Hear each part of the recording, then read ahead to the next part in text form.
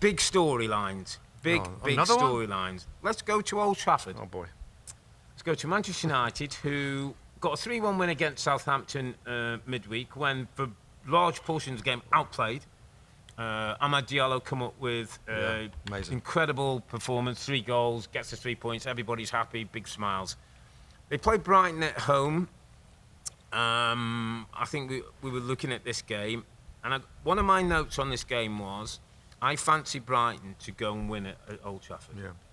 So I wasn't that surprised by the scoreline.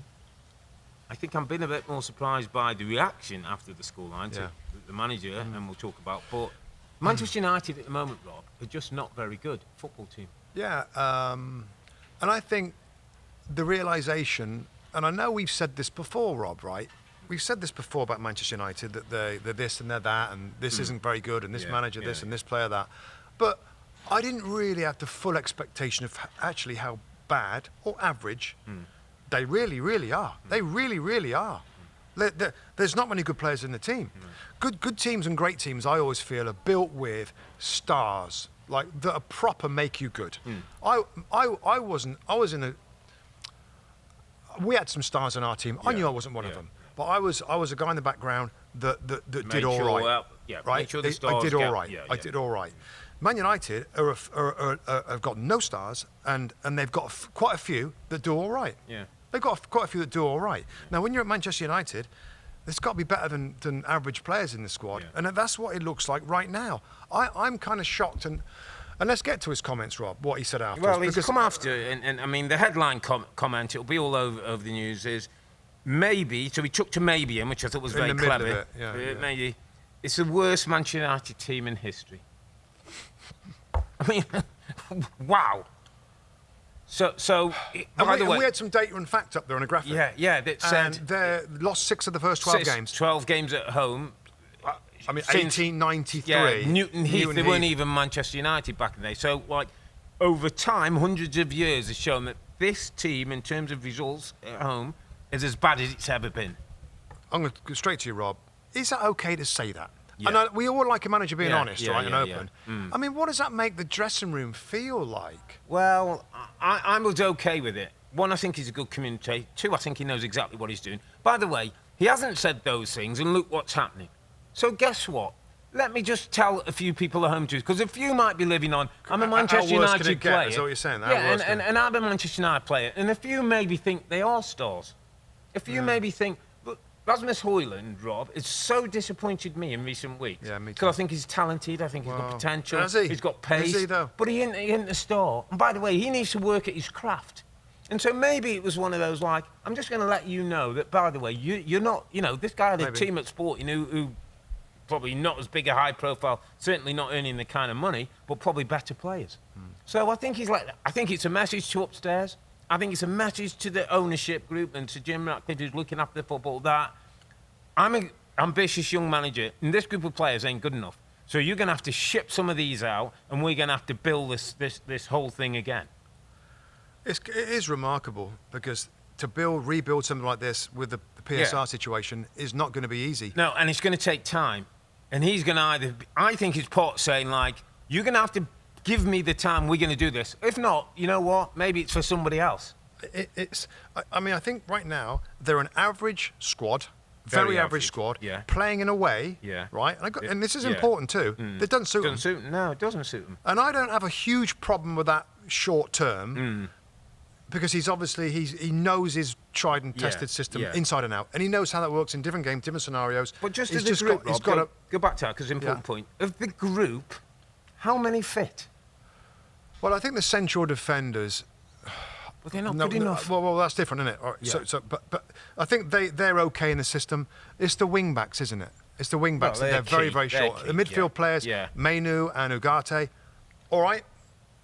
They're all right. We say Man United okay, but Man United okay, so then back to the same kind of average players. And then I think Ahmad's the potential star player, right? He's a potential star. Not yet. He's not the star that's right now. Potentially, but again, not there yet. And back to your point, maybe he's like, listen, everybody, just so you know, this might be the worst ever team. So just go home and think about that tonight when you're out and you're doing what you're doing and stuff. So what would worry me if I was a Man United fan is, wow, there's a lot of work here. There's a lot. There's a lot of players ton needed. of work. Even the recent bunch of signings, Rob, that we all thought, that sounds okay. Matthias de Ligt and Mazraoui, Yoro was meant to be a star player, and done amazing. Yeah. This Premier League is so good, is so demanding, and there's so many good players and good teams that you got to get your recruitment right. Because if you don't, it's gonna stick out like a sore thumb, and United just look very average against a Brighton team that hasn't been in great form with Earle, but good win, find themselves starting to get into bit form. How about this, though, Mustoe? How about this? So we see Brighton. We know we've had Graham Barber on a show. We understand the setup. An incredible. Poor Barber. We've got an incredible